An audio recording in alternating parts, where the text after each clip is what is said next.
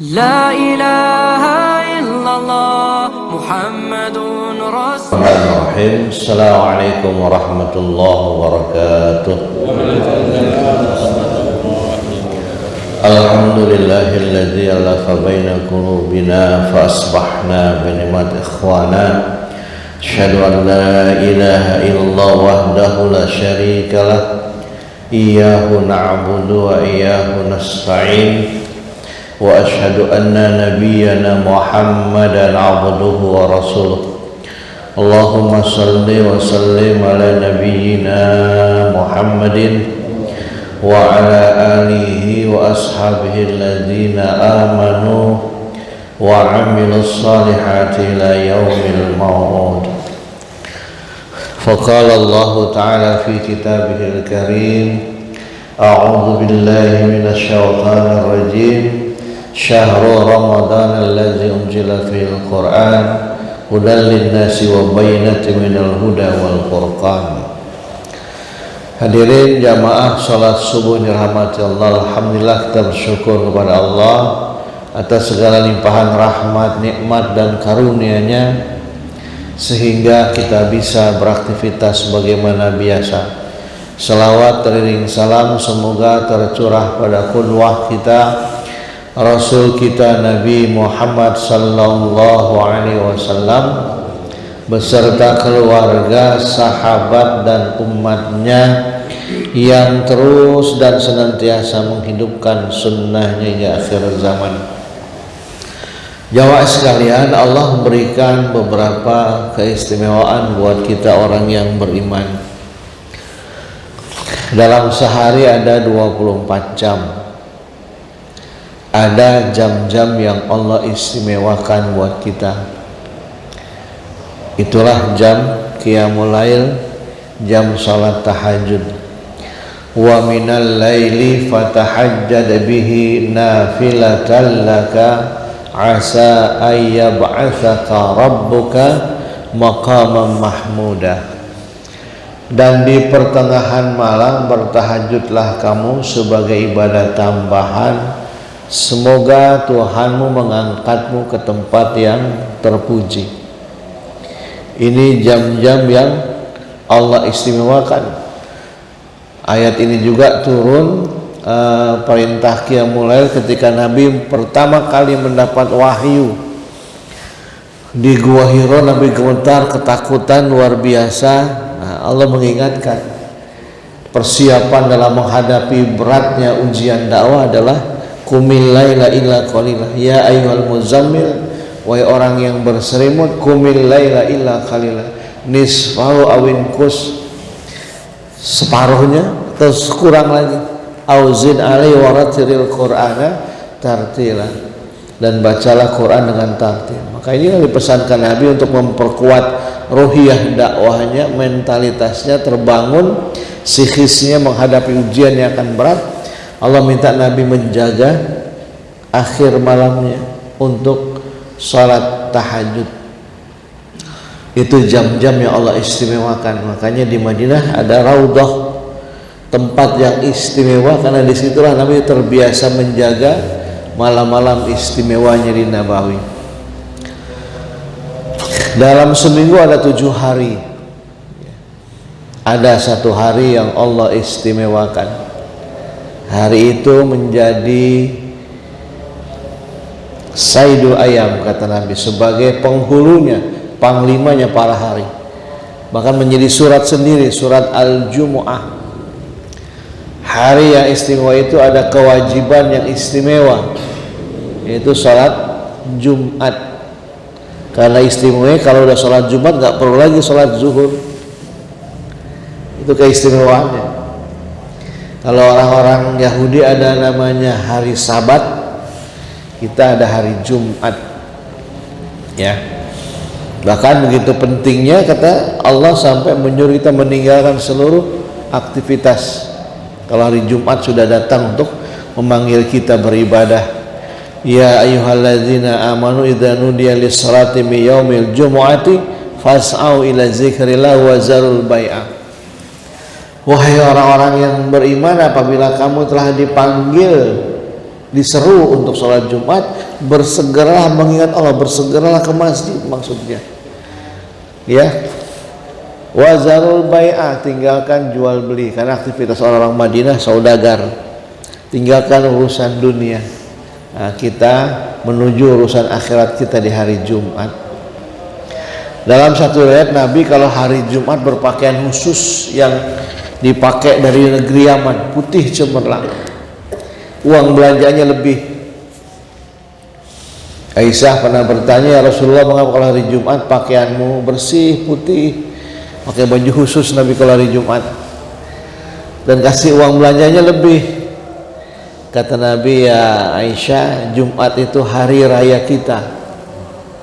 Ya, bagi Nabi Jumat itu hari raya, maka diminta kita digembirakan. Makanya Mekah Madinah sampai sekarang hari Jumat hari libur nasional di sana. Mereka weekendnya hari Kamis. Ya. Banyak kan kalau orang Mekah Madinah weekendnya ke Ka'bah, ya, mereka umroh. Dari 12 bulan dalam setahun, ada 1 bulan yang Allah istimewakan buat kita. Itulah bulan suci Ramadan. Di mana keistimewaannya? Ibadah sunnah diganjar pahala wajib. Umrah di bulan Ramadan mendapatkan pahala haji. Nggak pakai wukuf, nggak pakai melontar, ya, cuma tawaf, sa'i, tahallul. Umroh pada bulan Ramadan dapat pahala haji. Makanya umroh di bulan Ramadan mahal, ya, nilainya setara dengan penuh orang berlomba-lomba.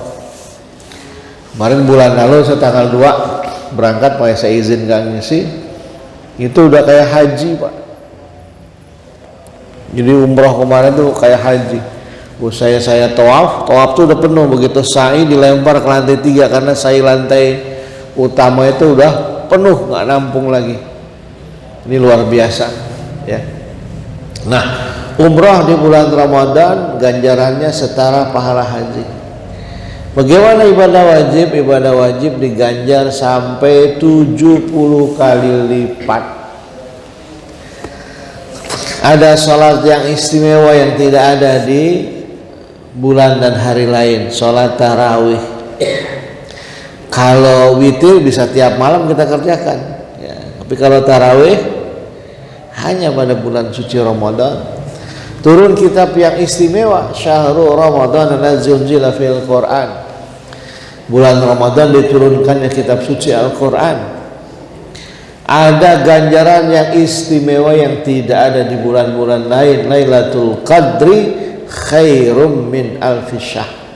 Itulah malam Lailatul Qadar yang kalau kita dapatkan lebih baik dari 1000 bulan nilainya, pahalanya. Nah, alhamdulillah jika Allah berkenan 2 pekan ke depan Allah masih mengizinkan kita berinteraksi dengan bulan Ramadan. Kalau kita lihat sebagian mungkin ada sahabat kita, tetangga, keluarga, handai tolan yang tahun ini sudah tidak lagi bisa berpuasa karena sudah dipanggil Allah, atau kepengen berpuasa dokter melarang karena sakitnya harus ketergantungan dengan obat. Alhamdulillah Allah masih berikan kita kenikmatan berpuasa Ramadan, ya. Nah, karena dia ibadah yang istimewa, persiapan kita menyambut Ramadan yang pertama i'dadur ruh. Persiapan kita mempersiapkan ruhiyah kita, keimanan kita, hati kita. Karena seruan Ramadan itu seruannya khusus. Ya ayyuhalladzina amanu, hai orang-orang yang beriman. Coba aja lihat 2 minggu ke depan, kelihatannya orang Islam tapi imannya gak terpanggil. Enteng aja deh bulan puasa, minum jus di pos kamling, ngerokok di terminal. Lihat dari mukanya kelihatannya orang Islam kelihatannya, tapi imannya gak terpanggil, ya. Ini perlu persiapkan keimanan kita kuat menerima amanah Ramadan. Persiapan hati kita, ya, karena ibadah juga adalah ibadah puasa adalah ibadah hati. Kata Nabi, as-saumu li wa ana azibi. Allah menyatakan puasa itu khusus untukku, kata Rasulullah, ya. Itu Allah. Wa ana azibi, dan aku yang akan menganjarnya. Dan tidak ada parameternya. Kalau kita sholat terlihat, Bapak jam 4 keluar dari rumah pakai gamis, pakai kain sarung, pakai kain baju koko, pakai kopi, orang lihat Bapak ini mau sholat subuh. Hari Jumat jam 11 keluar rumah pakai baju, pakai koko, orang udah tahu Bapak ini mau sholat. Kelihatan orang kalau mau sholat. Haji umroh juga begitu, diantar sampai terminal, sampai asrama haji, ya kan, sekeluarga, keluarga besar ngantar, kelihatan orang mau haji. Seorang yang dermawan juga kelihatan, walaupun dia ngumpet-ngumpet sedekahnya, tapi nanti orang ngasih tahu. Allah membuka kebaikannya dengan caranya sendiri. Bapak fulan itu orang baik, emang dia nggak pamer, saya sering dibantu. Orang yang cerita kebaikannya. Tetapi untuk ukuran puasa tidak ada ukurannya. Andai pun kita nggak puasa di bulan Ramadan, kalau kita bisa acting, orang nggak tahu. Siang-siang kelihatannya lemes saja. Makanya puasa ibadah hati. Maka bersihkan hati kita dengan memberi maaf dan meminta maaf. Ya. Pada siapa? Satu ketika Nabi pernah, mimbar Nabi kan 3 undakan. Dalam satu riwayat ceritakan Nabi tiap kali naik undakan mau khutbah ngomong amin, amin, amin. Jadi 3 kali amin, 3 undakan. Nah, habis sholat Jumat di bulan Sya'ban itu sahabat bertanya, ya Rasulullah, mengapa tiap kali engkau naik undakan tangga mengkhutbah mengucapkan amin, amin, amin? Kata Nabi, Jibril berdoa dan aku mengaminkannya. Apa doa Jibril di akhir Sya'ban di hari Jumat itu? Yang pertama, ya Allah, jangan terima puasa seorang hamba apabila ada anak yang durhaka pada orang tuanya belum datang minta maaf. Amin.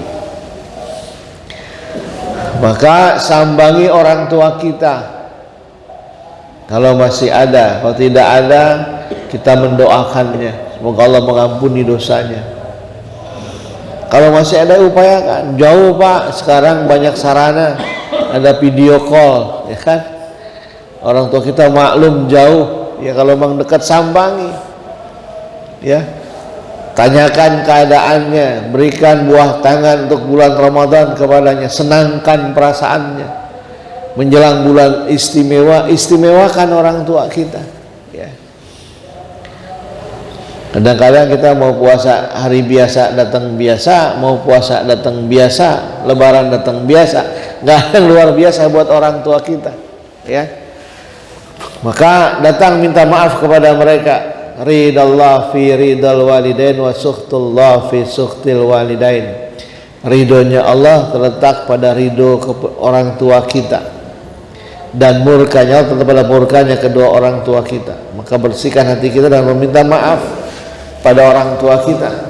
Doa Nabi Jibril yang kedua, ya Allah, jangan terima puasa seorang hamba apabila ada istri yang durhaka pada suaminya belum datang minta maaf. Penting Pak, sebagai suami memberikan maaf, memberikan ridho kepada pasangan kita. Di mana istri kita ketika menikah dengan kita kan sudah mewakafkan hidupnya. Ijab kabul kita, saya terima nikahnya Fatimah binti Ahmad dengan mas kawin sekian gram emas dibayar tunai. Maka pindah tanggung jawab dari orang tua kepada kita, suaminya. Mungkin istri kita selama dengan orang tuanya goreng kerupuk aja nggak pernah, ya. Nyuci pakaian bapaknya aja nggak pernah. Tapi kita bersama kita, segala pakaian dalam kita istri yang mencucikan.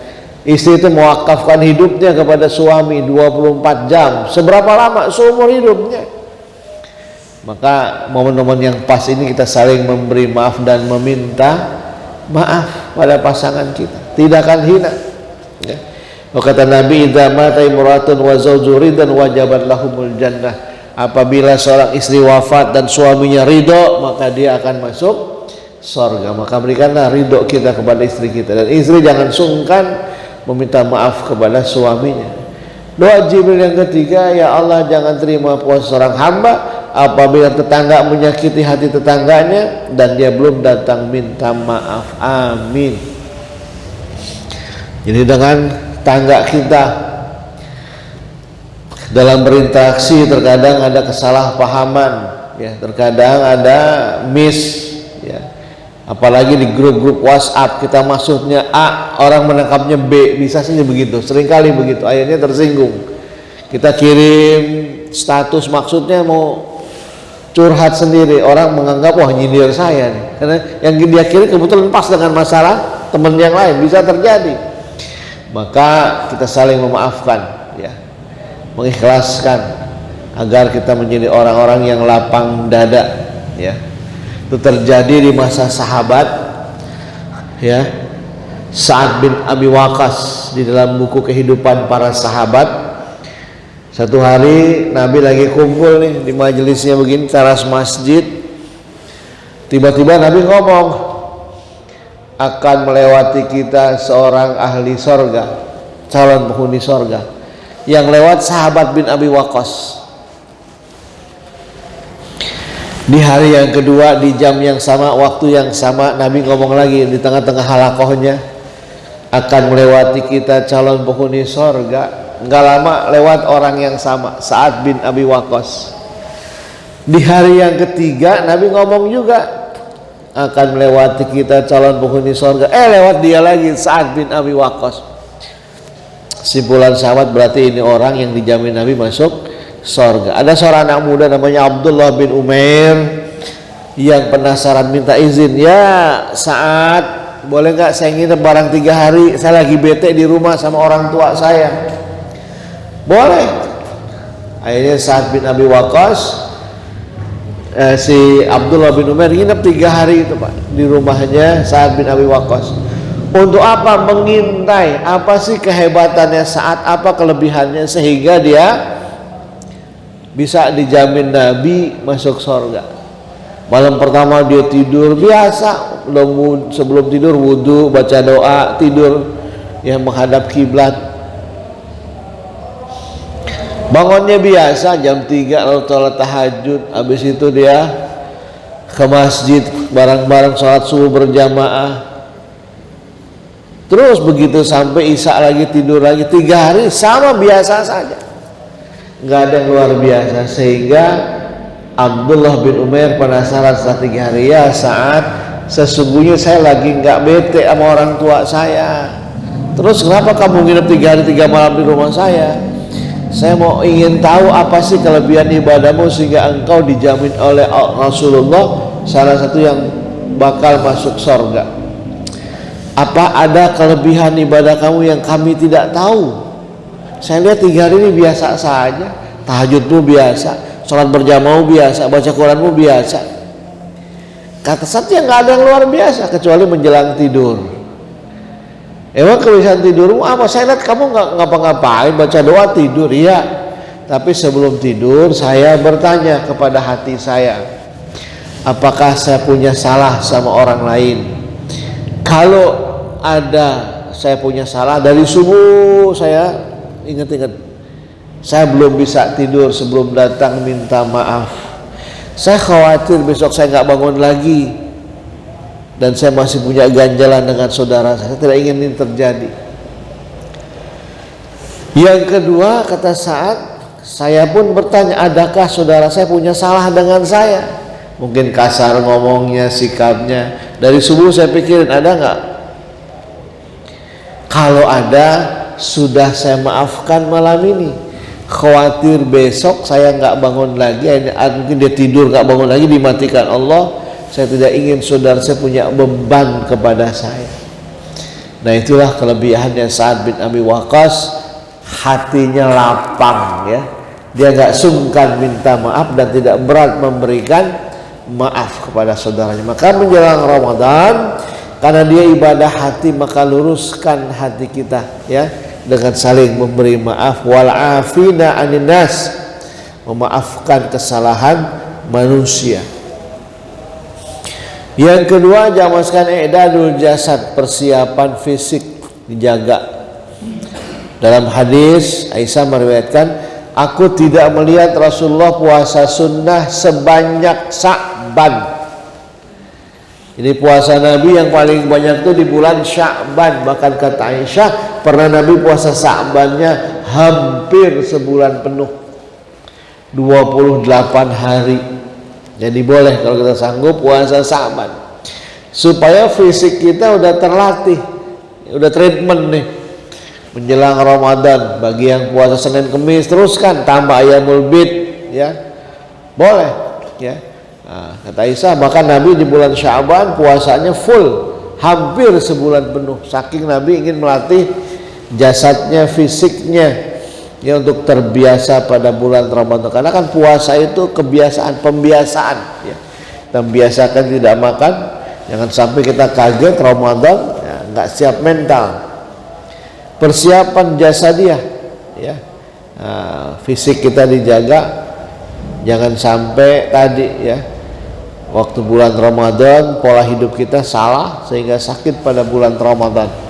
Tapi mestinya selama Ramadan sehat, karena garansi dari Nabi, sumu tasihu, berpuasalah maka engkau akan sehat, ya.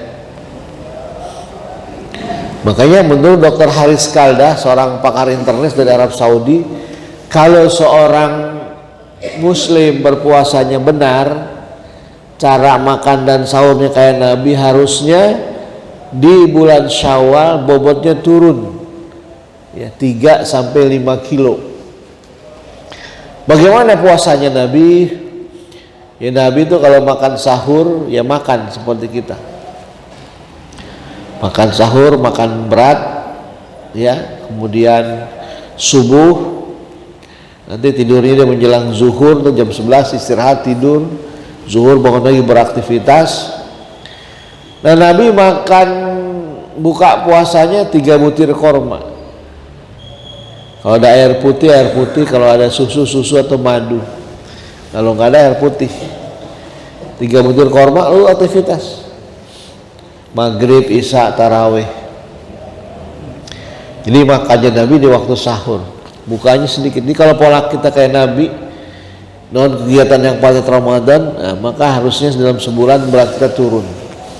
Ya, kita kalau waktu berbuka puasa memang makan korma 3, cuma habis korma. Nah, teman-temannya korma banyak, bakwan goreng, lontong, apalagi Pak, asinan,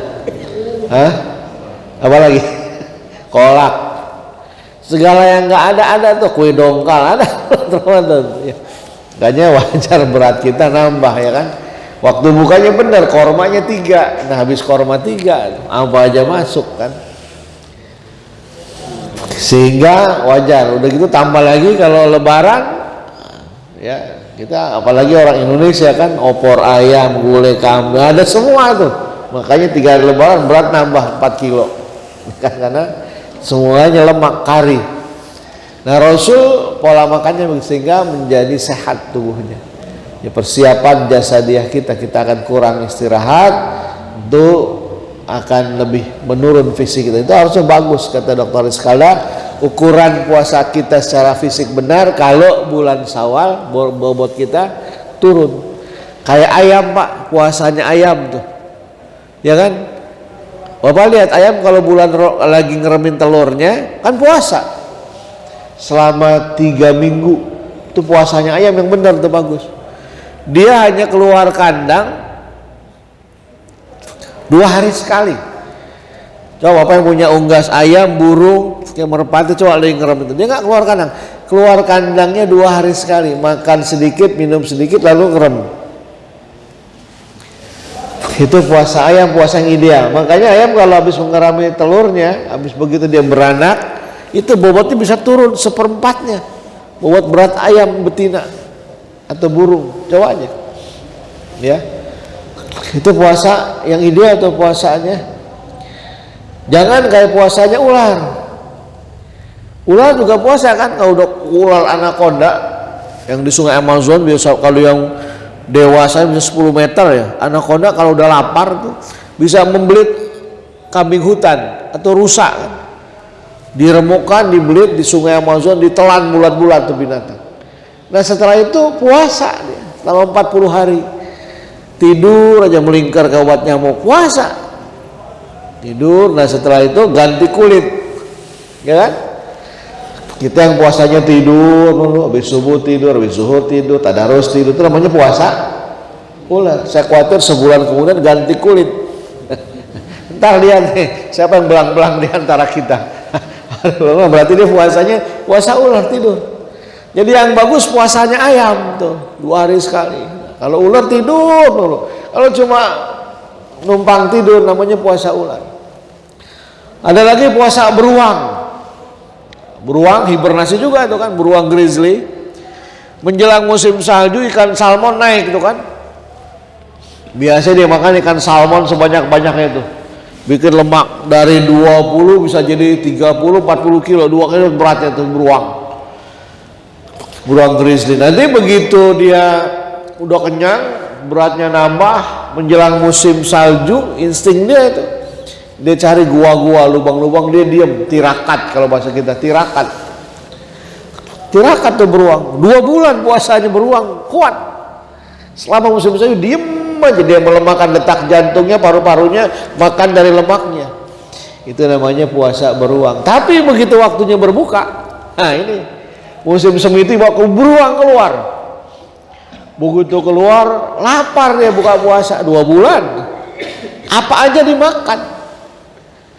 Ya ketemu bangke dimakan, ketemu buah dimakan, ketemu daging dimakan, ketemu sampah dimakan. Itu puasa beruang. Kita yang siangnya tenang puasa, begitu buka puasa apa aja dimakan, maka kategori kita puasa beruang. Ada sate dimakan, soto dimakan, siti dimakan juga. Itu namanya puasa. Kita habis makan buka jam 7, nggak terawih, aduh bapak nggak kuat. Ini puasa beruang nih, udah kebanyakan isi dia. Jadi kata Nabi yang ideal itu sepertiga isi makanan, sepertiga diisi air, sepertiga diisi nafas. Maka itu puasa. Jadi yang kalau kita mau ideal, ikutlah puasanya ayam. Ya, yang makan minum sedikit, sehingga itu puasa yang produktif, puasanya ayam. Persiapan jasadi. Yang ketiga, persiapan ilmu. Surah Zumar ayat 9, qul hal yastawil ladzina ya'lamuna wal ladzina la ya'lamun. Apakah sama orang-orang yang berilmu dengan orang yang tidak berilmu? Ya nggak sama. Agar puasa kita menjadi puasa yang berkualitas, punya nilai, bukan sekedar makan minum. Kata Nabi, wa kam min shaimin la yasalu min samil ju' wal atas. Banyak orang yang puasa tapi puasanya nggak dapat pahala, cuma lapar dan haus saja, karena nggak ada nilainya. Kadang-kadang terbolak-balik makan sahur yang sudah dijagain, pasang alarm 3 HP bunyi, makan 2 piring, minum 2 gelas teh manis, habis sahur tiduran di sofa, bangun jam 7, subuhnya lewat. Saya yang sudah dijaga, yang wajib ditinggalkan kan saya. Ya. Padahal kalau kita nggak makan sahur, habis tarawih udah niat nggak apa-apa, bangun pas azan maghrib udah nggak usah sahur. Terus saja puasa karena niatnya sudah. Yang rukunnya kan niat puasa, sahurnya sunnah. Ya makan sahurnya kita jaga, sholat subuh ditinggalkan. Nah ini ironi. Ya, persiapan ilmu, mana keutamaan Ramadan, sedekah Ramadan, tarawih. Ya, upayakan kita punya program Ramadan, tarawih jangan ditinggal. Kalaupun nggak bisa berjamaah karena pekerjaan lagi di jalan terjebak macet, pulang ke rumah sebelum tidur sholat tarawih. Ya, nggak bisa 28 nggak apa-apa kan. 2 salam 8 rakaat tambah witir. Kalau witir mau tahajud silakan setelah sholat tahajud. Persiapan ilmu, jangan sampai kita Ramadan hanya menjadi hura-hura ya, karena tidak adanya ilmu. Kasihan anak-anak kita salah paham, seolah-olah Ramadan sarana trek-trekan habis subuh. Alasannya sahur on the road. Mana ada hadis sahur on the road? Nggak ada. Ya pada balap liar di jalan, pada bulan malah merusak, ya bahkan tawuran, karena nggak mengerti anak-anak kita. Ya, makanya hidupkan Ramadan. Kalau bisa buat program yang bisa menghidupkan qiyamul lail, malam-malam terakhir, ya dengan iktikaf 10 hari terakhir.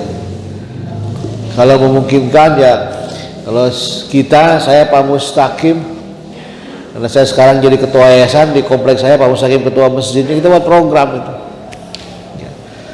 Malam 21 sampai 29 ada kan mabit iktikaf. Ya. Kebetulan di kita ada anak-anak yang di pesantren yang hafal 8 juz, ada yang 30 juz, 20 juz. Itu kita berdayakan regenerasi. Jadi bulan saat tarawih dan sholat malam itu imamnya anak-anak muda semua, Pak. Ya, boleh jadi imam kelas 2 SMP, tapi kemampuan hafalannya hebat. Udah 15 juz dia, udah mungkin hafalannya, kita tampilkan. Jadi kalau kita nggak ada umur, kita udah punya generasi yang lebih baik dari kita. Itu boleh Bapak ikut ke sana. Kamu masjid kita kan masa nggak ada, kita data nih, mana nih komplek kita anak-anak yang laki ya, pesantren atau anak muda yang punya hafalannya bagus, tampilkan mereka. Kita nikmat nggak apa-apa, kita orang tua jangan tersinggung. Maju dampingi, bukankah Rasul juga begitu kan, ketika udah mulai sakit-sakitan minta Abu Bakar menjadi imam wakilinya.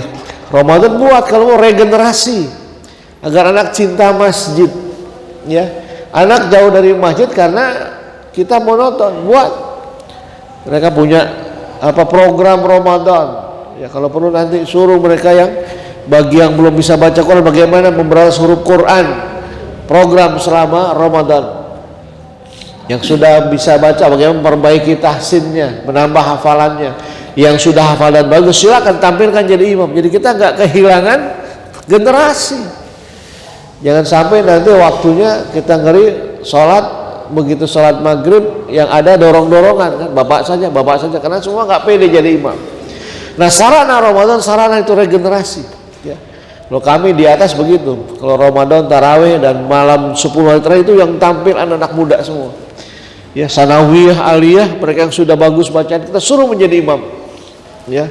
Di belakangnya hafiz yang menjaga, kalau ada salah dia yang koreksi ya. Karena imam tetap kita juga alumni PT IKI ya, yang udah hafal 30 juz, yang mungkin hafalannya diminta menjadi pengawalnya, mentornya di belakang. Nah, sehingga Ramadan itu anak-anak selama Ramadan terbiasa pede menjadi imam. Kita siapkan mereka. Nah, ini harusnya menjadi program kita. Ramadan menjadi sarana tarbiyah, mendidik, mencetak generasi pemimpin di masjid kita ya. Jangan sampai kita nggak ada perubahan dari tahun ke tahun, itu aja orang-orangnya ya kan, 4L, lu lagi. Nah, persiapan ilmu, siapkan ilmu kita supaya Ramadan menjadi lebih baik, Ramadan lebih bermakna ya. Yang kedua, setelah kita mempersiapkan Ramadan, apa keutamaan puasa Ramadan yang Allah wajibkan buat kita? Yang pertama ya, Ramadan termasuk rukun Islam. Ada 5 rukun yang harus dikerjakan, yang nggak boleh ditinggalkan. Namanya rukun tiang, pondasi. Nabi Buddha Islam ala khamsin, Islam itu dibawa atas 5 pondasi. Pertama mengucap 2 kalimat syahadat, yang kedua mengerjakan salat, yang ketiga berpuasa Ramadan, yang keempat bayar zakat, yang kelima pergi haji ke Baitullah. Maka 5 pondasi ini gak boleh dianaktirikan, semua ditegakkan dengan baik kecuali haji bagi yang mampu. Nama kondisional ya. Yang gak mampu ya gak wajib haji. Yang mampu saja sekarang nunggunya di Haji Plus 8 tahun Pak, bayarnya 200 juta, nungguin 8 tahun. Pemerintah sekarang bayarnya 40 juta ya, apa 60? 49 ya, sampai 50 ya, lebih kurang 50 juta. Nunggunya paling dekat 15 tahun. Di Depok udah 20 tahunan. Ini kalau bapak daftar sekarang umur 60, berarti belakangnya umur 80 gitu. Ya. Berat. Jadi makanya itulah kenapa Allah mewajibkan hanya sekali seumur hidup. Yang sekali aja ngurusnya repot kan. Karena apa? Karena tawaf. Kalau hotel bisa ditambah, tapi kalau wukuf nggak boleh ditambah. Area Arafah kan Nabi yang menentukan. Nggak boleh, kita nggak boleh tempat wukuf baru. Terbatas, maksimum dia hanya menampung 3 sampai 4 juta orang. Itu ada waiting list ya. Nah, 4 rukun paling tidak yang ini ya. Puasa bagian dari rukun Islam yang harus kita jaga ya.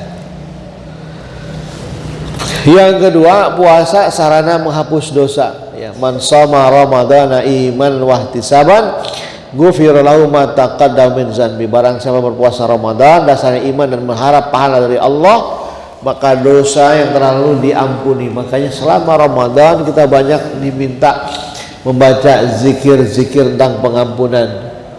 Asyhadu an la ilaha illallah astaghfirullah nas'aluka ridhaka wal jannah wa na'udzubika min sakhatika wan nar. Itu doa-doa pengampunan. Bahkan Aisyah pernah bertanya, Rasulullah, andai kata malam ganjil ini aku yakin akan turun Lailatul Qadar, bacaan apa yang paling baik yang saya minta di malam Lailatul Qadar itu? Ucapan apa yang saya ucapkan di malam Lailatul Qadar itu? Apa kata Nabi? Allahumma innaka afuwun tuhibbul afwa fa'fu anni. Jadi kalau malam-malam ganjil kita banyak baca zikir itu. Allahumma innaka afuwun, ya Allah sungguhnya engkau suka memaafkan, engkau pemaaf. Tuhibbul afwa, suka memaafkan. Fa'fu anni, maka maafkanlah saya. Kita minta mohon ampun dan maaf kepada Allah. Mungkin selama setahun ini ada masa lalu kita khilaf, salah, kita mohon kekeliruan. Itulah doa pengampun, penghapus dosa. Karena kata Nabi, kullu bani adam khatta'un. Semua anak Adam, semua manusia pasti punya salah. Yang maksum cuma Rasulullah. Al-maksum artinya orang yang terjaga dari maksiat, ya, itu hanya Nabi. Di luar Nabi nggak ada. Makanya kita jangan sombong, jangan merasa lebih baik dari orang, merasa diri suci. Nggak perlu. Setiap kita punya celah berbuat salah. Bahkan seorang ahli ibadah saja bisa berbuat celah salah. Diujuk dengan ibadahnya. Kayak sekompleks saya doang nih yang tahajud. Nggak ada yang kelihatan tahajud. Ya orang dia di rumah, emang yang lain sholat di rumah kasih tahu dia? Ya kan nggak tahu dia. Nah, setiap malam tahajud cuma saya doang yang istiqomah nih. Orang lain nggak ada kayak saya. Belum tentu. Itu setan mengganggu lewat hati kita. Ya. Dalam beribadah beramal ditumbuhkan sifat riya. Dalam ibadah tumbuh sifat ujub. Itu bagian merusak ibadah kita. Makanya kita minta pengampunan. Ya. Jangankan kita, Nabi Adam pernah khilaf makan buah khuldi, tapi khilafnya Adam tersadarkan, dia mohon ampun.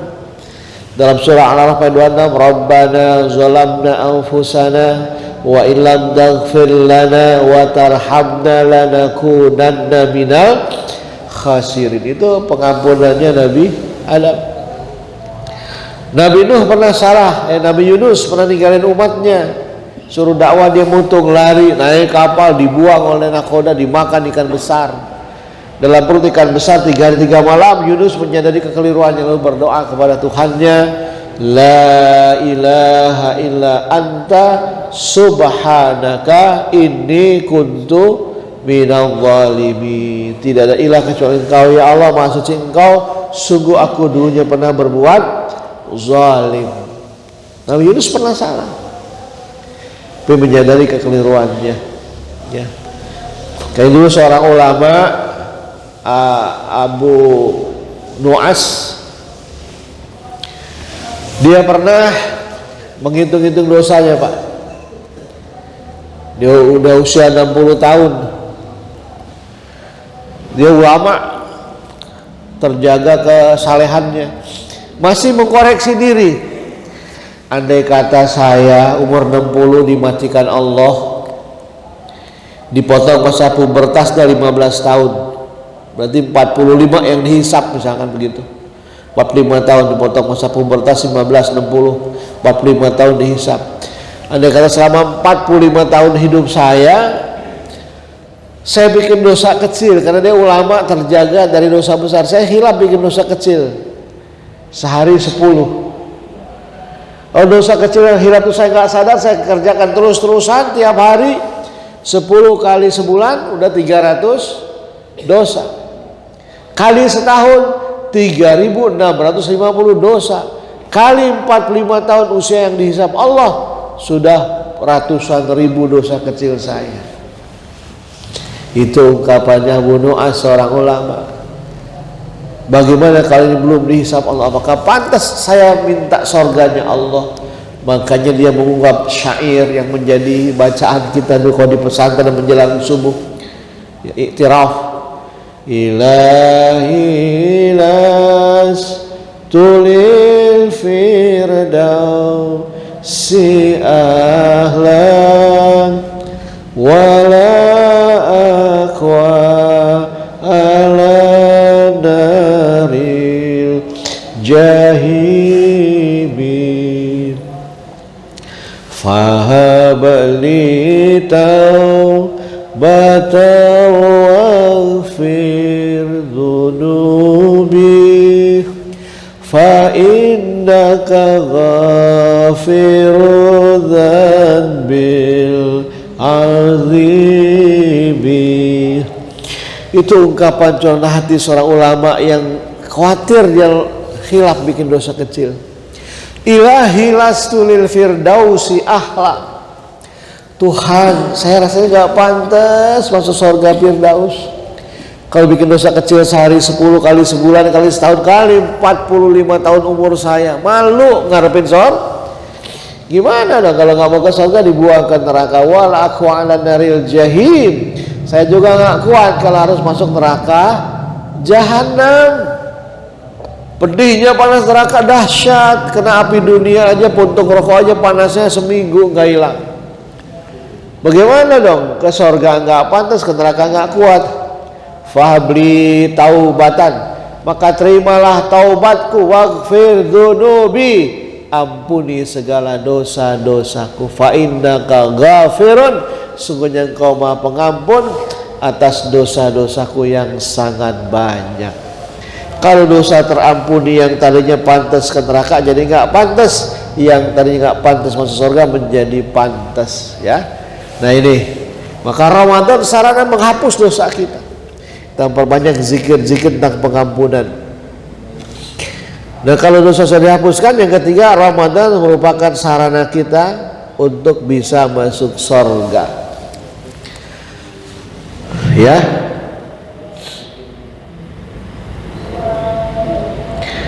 Abu Abdillah Jarir Al-Ansari menerangkan ada seorang lelaki yang bertanya kepada Rasulullah, bagaimana pendapatmu jika aku telah mengerjakan sholat maktubah, sholat fardu yang 5 waktu, berpuasa Ramadan, menghalalkan yang halal dan mengharamkan yang haram, aku tidak menambahnya dengan suatu apapun, apakah aku bisa masuk surga? Kata Nabi, iya. Ya, na'am. Rawahu Muslim. Jadi puasa bagian dari sana kita. Bahkan buat orang-orang yang berpuasa ada pintunya spesial, Pak. Ya, buat orang yang berpuasa namanya lewat pintu Rayyan. Jadi nanti di surga ada sebuah pintu khusus, pintu Rayyan. Babur Rayyan ini dibuka dan hanya boleh dimasuki buat umat Islam yang berpuasa. Nah, jadi buat kita yang puasa itu masuk lewat pintu Rayyan, ya. Pintu surga yang Allah siapkan buat mereka yang mengerjakan puasa. Ramadan sebagai terkabulkannya doa, ya.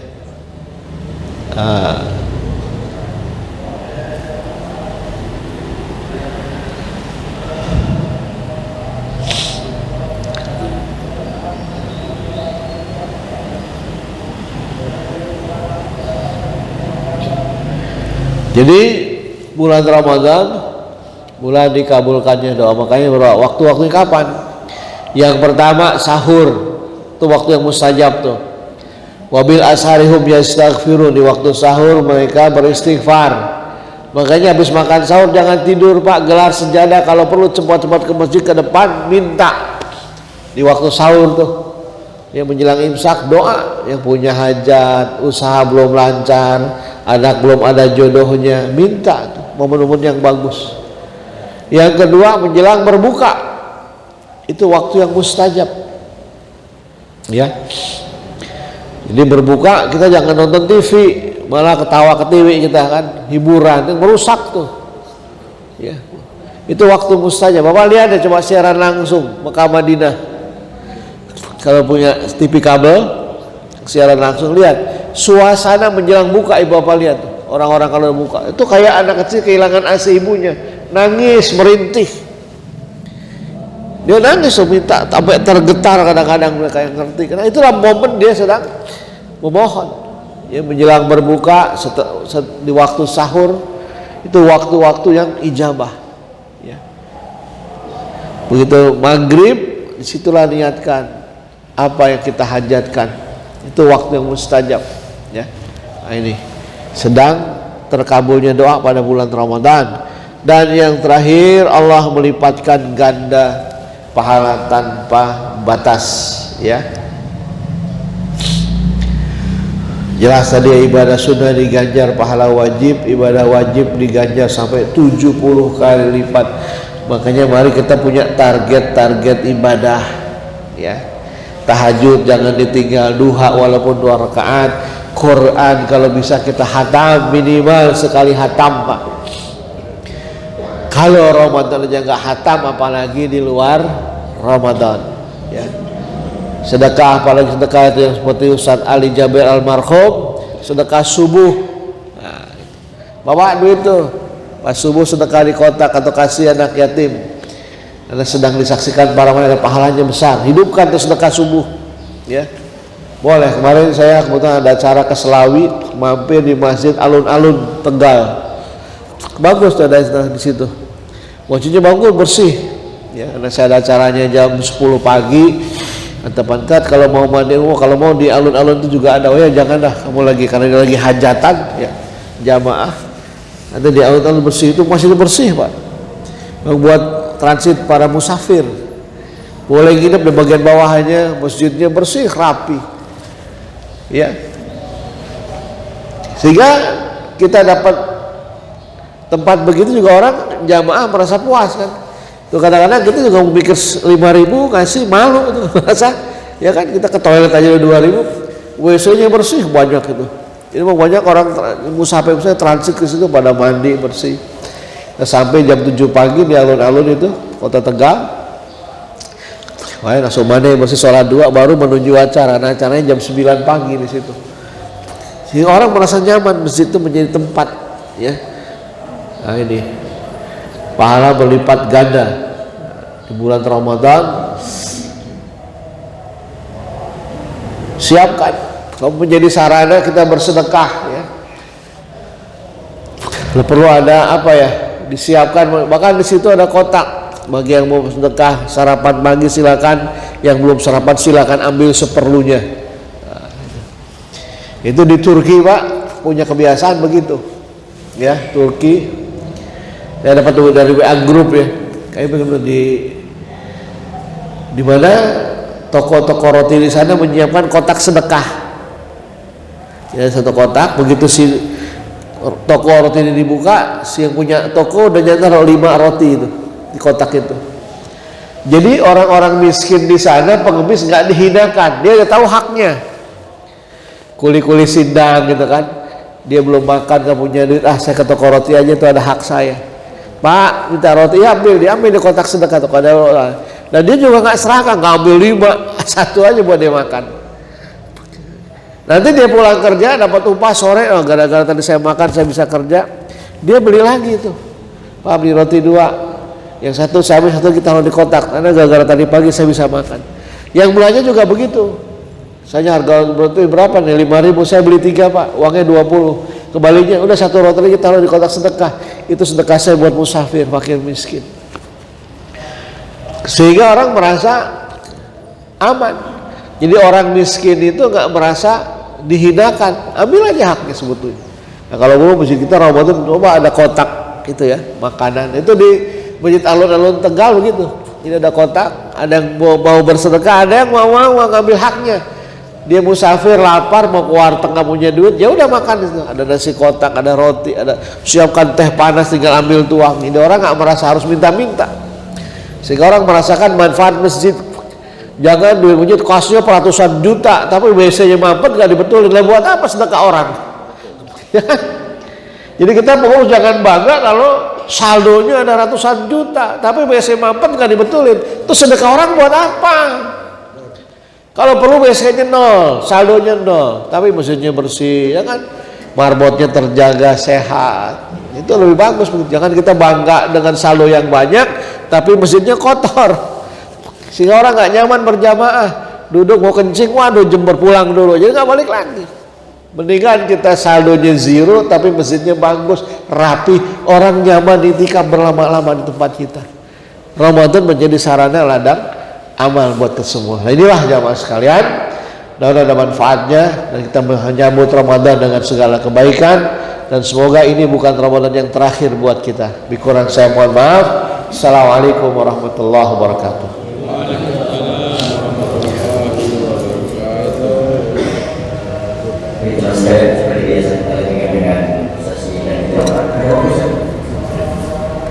Boleh? Boleh? Ya, bantu saya ada acara lagi pagi ini, ntar duha.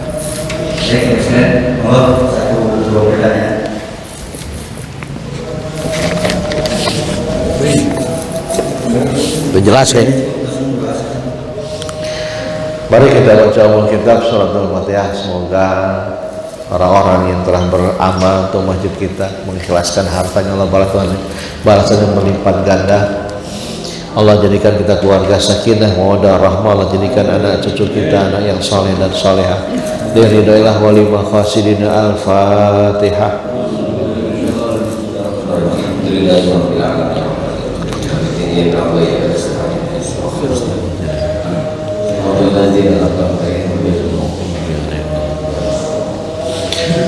Astaghfirullahaladzim, astaghfirullahaladzim, astaghfirullahaladzim. Walakal hamdu ya ma'bud. Allahumma salli wa sallim ala sayyidina Muhammadin fil awwalin wa akhirin. Wa sallim wa radiyallahu ta'ala an kulli sadatina ashabi rasulil ajma'in. Bismillahirrahmanirrahim. Alhamdulillahi rabbil alamin. Hamdan na'imin, hamdan syakirin, hamdan yu'afi ni'am wa kafi'um mazidah. Ya Rabbana lakal hamdu wa lakal syukru kama yanbaghi li jalali wajhikal karim wa li azimi sultanik. Allahumma inna nas'aluka salamatan fid din wa afiyatan fil jasadi wa ziyadatan fil ilmi wa barakatan fil rizqi wa taubatan qabla al maut wa rahmatan indal maut wa maghfiratan ba'da al maut. Allahumma hawwin 'alaina fi sakaratil maut والنجاة من النار والعفو عند الحساب. اللهم افتح علينا أبواب الخير وأبواب البركة وأبواب النعمة وأبواب السلامة وأبواب العافية وأبواب المغفرة وأبواب الجنة. ربنا هب لنا من أزواجنا وذرياتنا قرة أعين واجعلنا للمتقين إماما. ربنا آتنا في الدنيا حسنة وفي الآخرة حسنة وقنا عذاب النار. وصلى الله على سيدنا محمد النبي الأمي وعلى آله وصحبه وسلم والحمد لله رب العالمين.